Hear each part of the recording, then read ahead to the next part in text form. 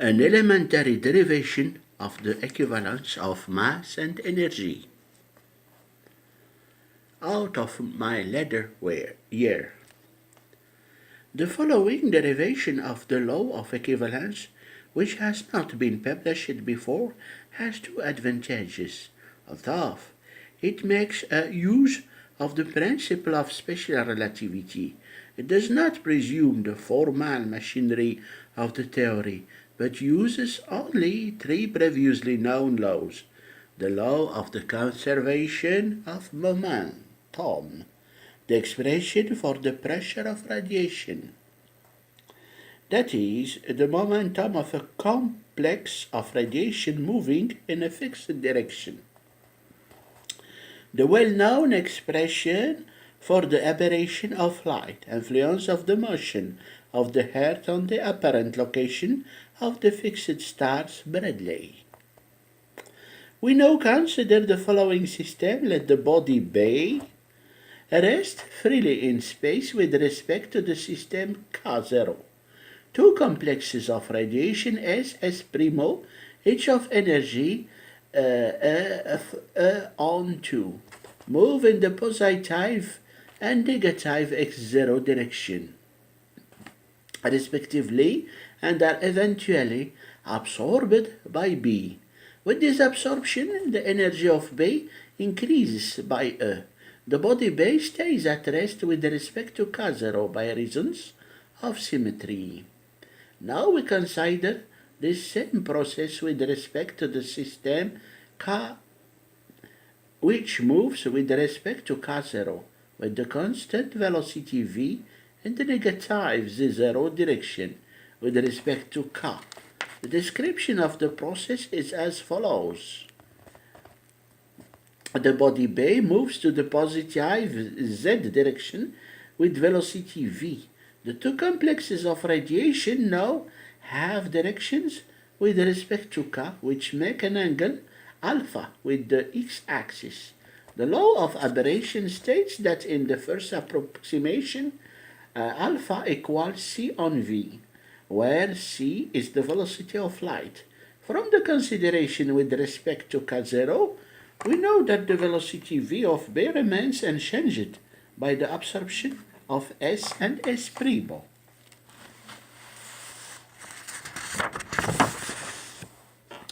Now we apply the law of conservation of momentum with respect to the z direction to our system in the coordinate frame K. 1. Before the absorption, let m be the mass of B. mv is then the expression of the momentum of B according to classical mechanics. Each of the complexes has the energy E on E half 2, and hence by a well-known conclusion of Maxwell's theory, it has the momentum E on 2c. Rigorously speaking, this is the momentum of S with respect to K0. However, when V is small with respect to C, the momentum with respect to K is the same except for a quantity of second order of magnitude V square on C square compared to 1.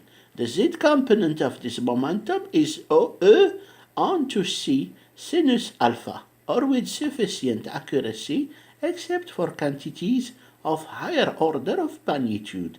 E onto C alpha, or E onto factor V on C square primo. V on C square point or factor S and S primo together therefore have a momentum factor V on C square in the Z direction. The total momentum of the system before absorption is therefore m factor V plus E on C0 factor V. 2. After the absorption, let m primo be the mass of B. We anticipate here the possibility that the mass increased with the absorption of the energy E. This is necessary so that the final result of our consideration be consistent. The momentum of the system after absorption is then m primo v. We now assume the law of the conservation of momentum and apply it with respect to the z direction. This gives the equation m factor v plus e on c square factor v equal m primo factor v. M primo minus m equal e on c square. This equation expresses the law of the equivalence of energy and mass. The energy increase E is connected with the mass increase E on c square. Since energy according to the usual definition leaves and additive constant free, we may so choose the latter that E equal m factor c square. Public affairs. Why socialism? Is it advisable for one who is not an expert on economic and social issues to express views on the subject of socialism? I believe for a number of reasons that it is. Let us first consider the question from the point of view of scientific knowledge. It might appear that there are no essential methodological differences between astronomy and economics. Scientists in both fields attempt to discover laws of general acceptability for a circumscribed group of phenomena in order to make the interconnection of these phenomena as clearly understandable as possible. But in reality, such methodological differences do exist. The discovery of general laws in the field of economics is made difficult by the circumstance that observed economic phenomena are often affected by many factors which are very hard to evaluate separately. In addition, the expression which has accumulated since the beginning of the so-called civilized period of human history has, as is well known, been largely influenced and limited by causes which are by no means exclusively economic in nature. For example, most of the major states of history owed their existence to conquest.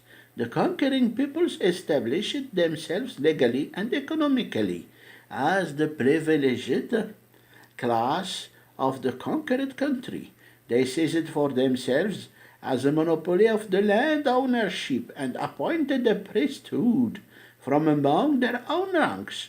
The priests, in control of education, made the class division of society into a permanent institution and created a system of values by which the people were therefore thenceforth to a large extent and consciously guided in their social behavior.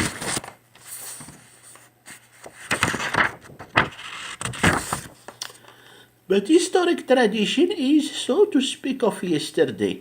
Nowhere have we really overcome what Thorstein Veblen called the predatory phase of human development.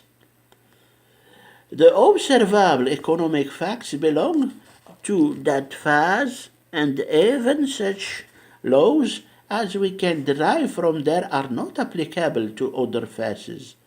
Since the real purpose of socialism is precisely to overcome and advance beyond the predatory phase of human development, economic science in its present state can throw little light on the socialist society of the future. Second, socialism is directed towards a social ethical end. Science, however, can create ends, and even less, instill them in human beings. Science at most can supply the means by which to attain certain ends. But the ends themselves are conceived by personalities with lofty ethical ideals, and if these ends are not stillborn, but vital and vigorous, are adopted and carried forward by those many human beings who half unconsciously determine the slow evolution of society. For these reasons, we should be on our guard not to overestimate science and scientific methods when it is a question of human problems, and we should not assume that experts are the only ones who have a right to express themselves on questions affecting the organization of society. Innumerable voices have been asserting for some time now that human society is passing through a crisis, that its stability has been gravely shattered. It is characteristic of such a situation that individuals feel indifferent or even hostile toward the group, small or large, to which they belong. In order to illustrate my meaning, let me record here a personal experience. I recently discussed with an intelligent and well disposed man the threat of another war, which, in my opinion, would seriously endanger the existence of mankind, and I remarked that only a supranational organization would offer protection from that danger. Thereupon my visitor very calmly and coolly said to me, "Why are you so deeply opposed to the disappearance of the human race? I'm sure that's a little as a century ago no one would have so lightly made a statement of this kind. It is the statement of a man who has striven in vain to attain an equilibrium within himself and has more or less lost hope of succeeding. It is the expression of a painful solitude and isolation from which so many people are suffering in these days. What is the cause? Is there a way out? It is easy to raise such questions, but difficult to answer them with any degree of assurance.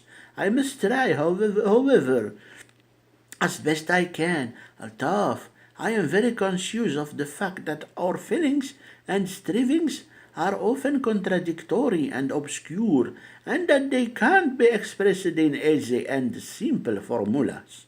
Man is at one and the same time a solitary being and a social being. As a solitary being, he attempts to protect his own existence and that of those who are closest to him, to satisfy his personal desires and to develop his innate abilities. As a social being, he seeks to gain the recognition and affection of his fellow human beings, to share in their pleasures, to comfort them in their sorrows, and to improve their conditions of life. Only the existence of these very frequently conflicting strivings accounts for the special character of man, and their specific combination determines the extent to which an individual can achieve an inner equilibrium and can contribute to the well-being of society. It is quite possible that the relative strength of these two drives is, in the main, fixed by inheritance. But the personality that finally emerges is largely formed by the environment in which a man happens to find himself during his development, by the structure of the society in which he grows up, by the tradition of that society, and by its appraisal of particular types of behavior. The abstract concept society means to the individual human being the sum total of his direct and indirect relations to his contemporaries and to all the people of earlier generations. The individual is able to think, feel, strive, and work by himself, but he depends so much upon society in his physical, intellectual, and emotional existence that it is impossible to think of him or to understand him outside the framework of society. It is society which provides man with food, clothing, a home, the tools of work, language, the forms of thought, and most of the content of thought. His life is made possible through the labor and the accomplishments of the many millions past and present who are all hidden behind the small word society. It is evident, therefore, that the dependence of the individual upon society is a fact of nature which can't be abolished just as in the case of ants and bees.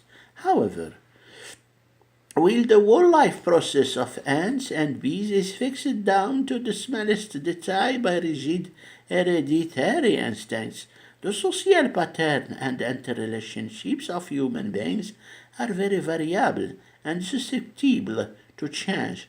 Memory, the capacity to make new combinations, the gift of oral communication have made possible developments among human beings which are not dictated by biological necessities. Such, such developments manifest themselves in traditions, institutions, and organizations, in literature, in scientific and engineering accomplishments, in works of art. This explains how it happens that, in a certain sense, man can influence his life through his own conduct, and that in this process conscious thinking and wanting can play a part. Man acquires at birth, through heredity, a biological constitution which we must consider fixed and unalterable, including the natural urges which are characteristic of the human species. In addition, during his lifetime, he acquires a cultural constitution which he adopts from society through communication and through many other types of influences.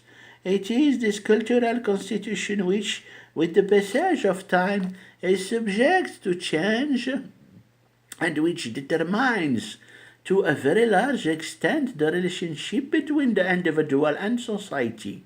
Modern anthropology has taught us through comparative investigation of so-called primitive cultures that the social behavior of human beings may differ greatly depending upon prevailing cultural patterns and the types of organization which predominate in society. It is on these that those who are striving to improve the lot of man may ground their hopes. Human beings are not condemned because of their biological constitution to annihilate each other or to be at the mercy of a cruel, self-inflicted fate. If we ask ourselves how the structure of society and the cultural attitude of man should be changed in order to make human life as satisfying as possible, we should constantly be conscious of the fact that there are certain conditions which we are unable to modify. As mentioned before, the biological nature of man is, for our practical purposes, not subject to change. Furthermore, technological and demographic developments of the last few centuries have created conditions which are here to stay in relatively densely settled populations with the goods which are indispensable to their continued existence.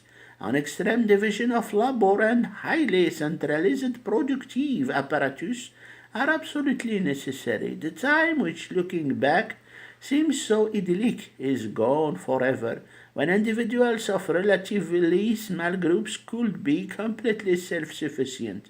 It is only a slight exaggeration to say that mankind constitutes even now a planetary community of production and consumption.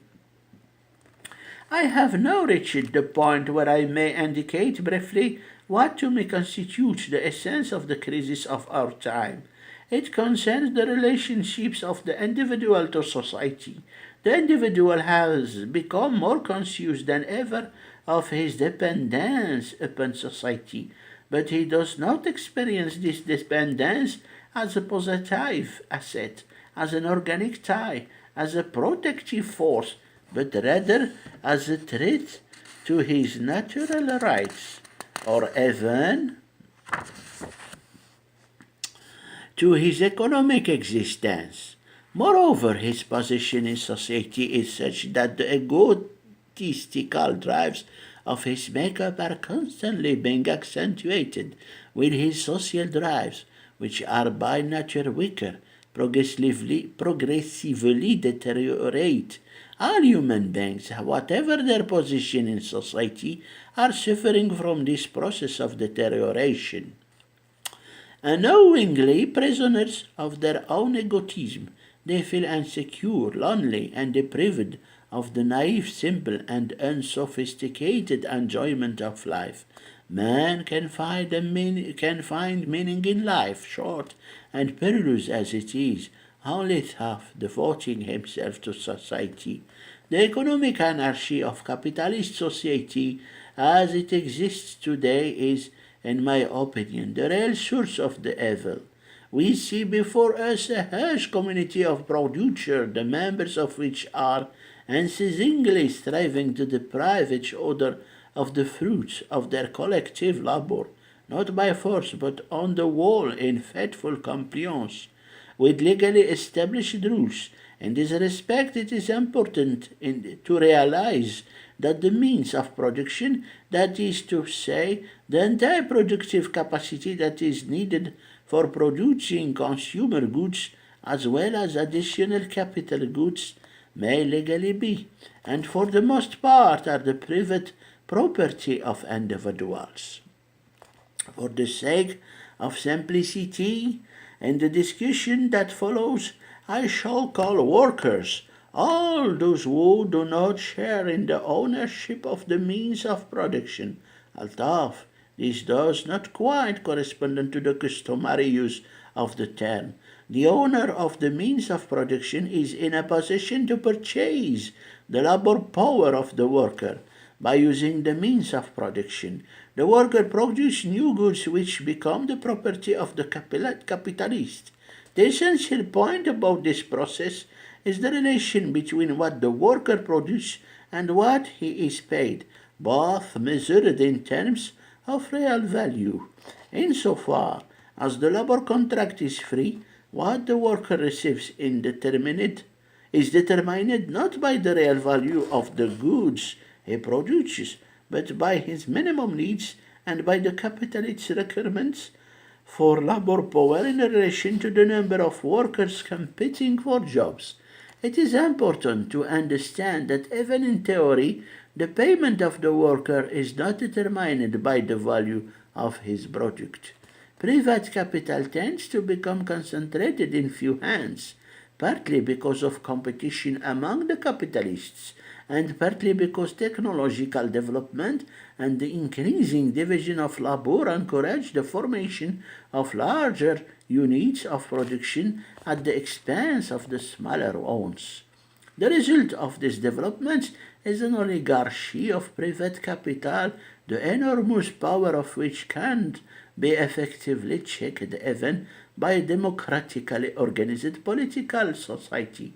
This is true since the members of legislative bodies are selected by political parties, largely financed or otherwise influenced by private capitalists who, for our practical purposes, separate the electorate from the legislature. The consequence is that the representatives of the people do not in fact sufficiently protect the interests of the underprivileged section of the populations. Moreover, under existing conditions, private capitalists inevitably control directly or indirectly the main sources of information, press, radio, education. It is thus extremely difficult and indeed in most cases quite impossible for the individual citizen to come to objective conclusions and to make intelligent use of his political rights. The situation prevailing in an economy based on the private ownership of capital is thus characterized by two main principles. First, means of production, capital, are privately owned and the owners dispose of them as they see fit. Second, the labor contract is free. Of course, there is no such thing as a pure capitalist society in this sense. In particular, it should be noted that the workers, through long and bitter political struggles, have succeeded in securing a somewhat improved form of the free labor contract for certain categories of workers. But taken as a whole, the present-day economy does not differ much more from pure capitalism. Production is carried on for profit, not for use. There is no provision that all those able and willing to work will always be in a position to find employments. An army of unemployed almost always exists. The worker is constantly in fear of losing his job, since unemployed and poorly paid workers do not provide a profitable market. The production of consumer goods is restricted, and great hardship is the consequence.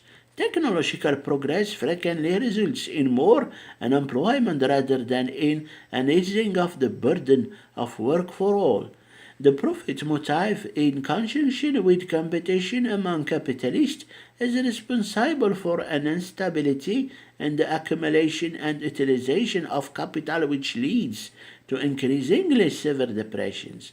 And limited competition leads to a huge waste of labor and to that crippling of the social consciousness of individuals, which I mentioned before. This crippling of individuals I consider the worst evil of capitalism. Our whole educational system suffers from this evil. An exaggerated competitive attitude is inculcated into the student, who is trained to worship acquisitive success as a preparation for his future career. I am convinced there is only one way to eliminate these grave evils, namely through the establishment of a socialist economy accompanied by an educational system which will be oriented towards social goals. In such an economy, the means of production are owned by society itself and are utilized in a planned fashion, a planned economy which adjusts production to the needs of the community, will distribute the work to be done among all those able to work, and will guarantee a livelihood to every man, woman, and child. The education of the individual, in addition to promoting his own innate abilities, will attempt to develop in him a sense of responsibility for his fellow man in place of the glorification of power and success in our present society. Nevertheless, it is necessary to remember that a planned economy is not yet socialism. A planned economy as such may be accompanied by the complete enslavement of the individual. The achievement of socialism requires the solution of some extremely difficult socio-political problems.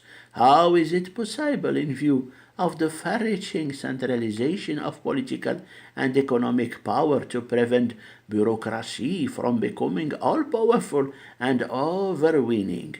How can the rights of the individual be protected and the right to democratic counterweight to the power of the bureaucracy be assured? The Negro question.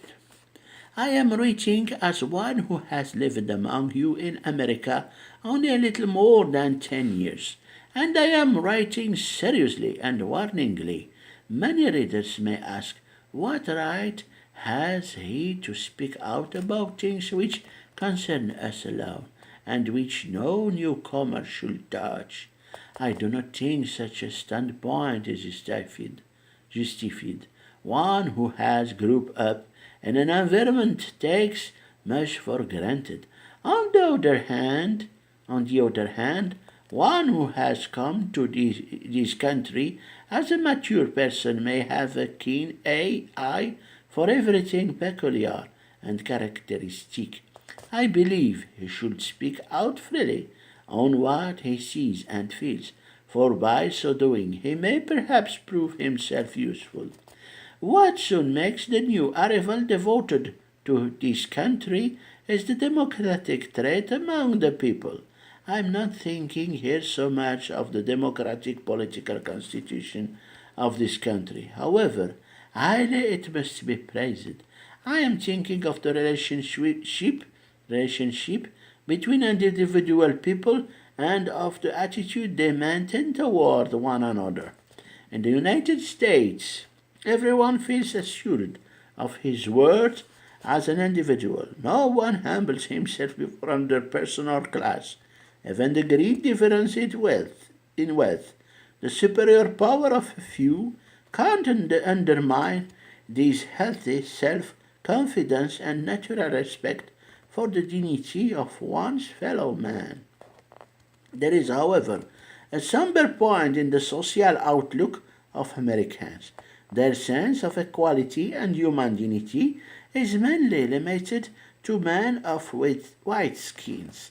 Even among these there are prejudices of which I, as a Jew, I am clearly conscious, but they are unimportant in comparison with the attitude of the whites toward their fellow citizens of darker complexion, particularly toward Negroes.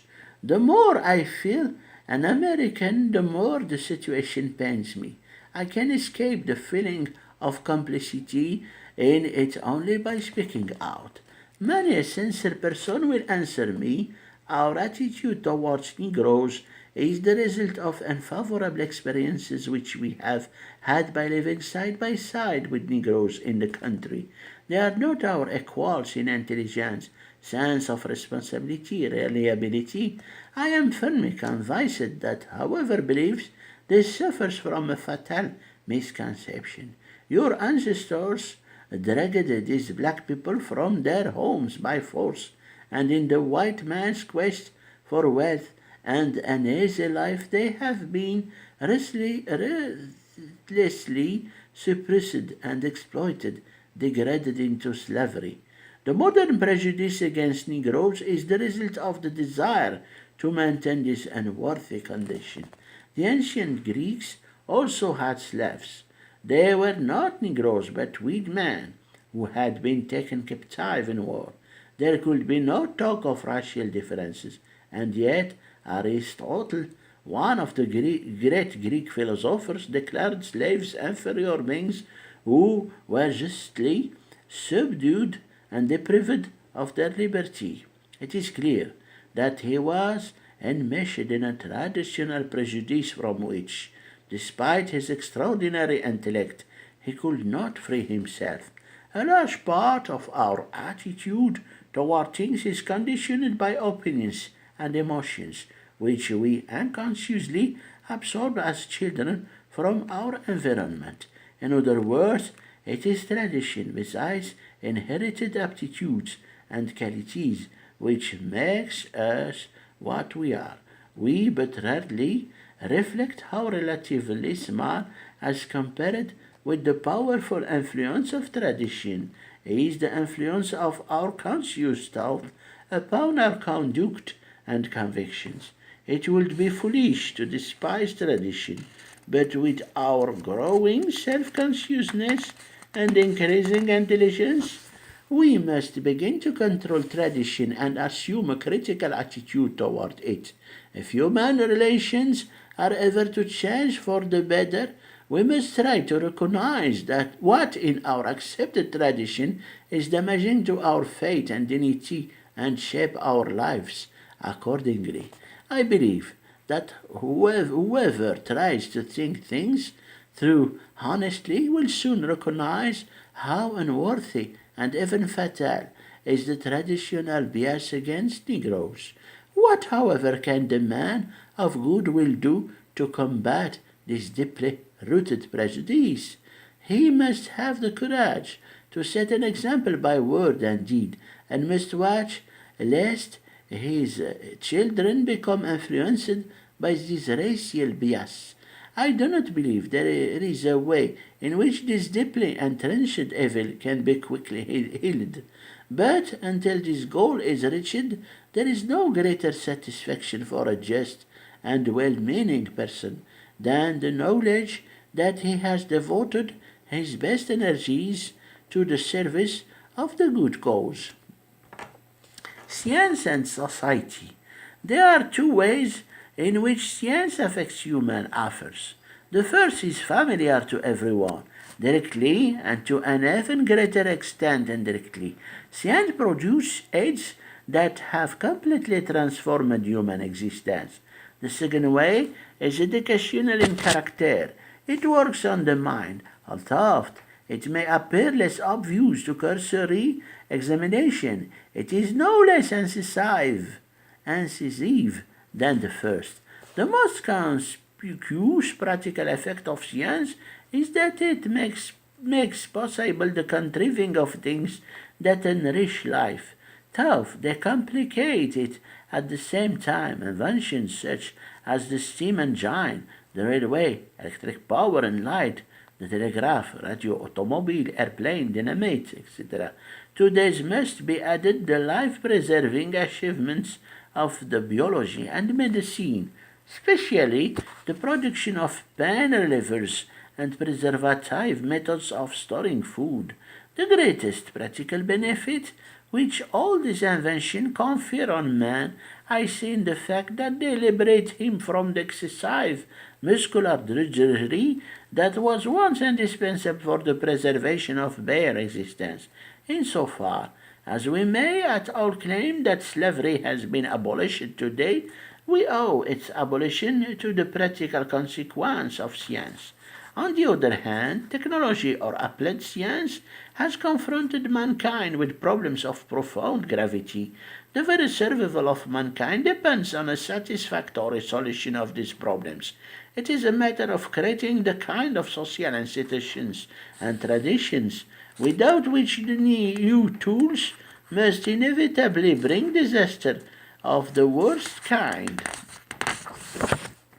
Mechanical means of production in an unorganized economy have had the result that a substantial proportion of mankind is not longer needed for the production of goods and is thus excluded from the process of economic circulation.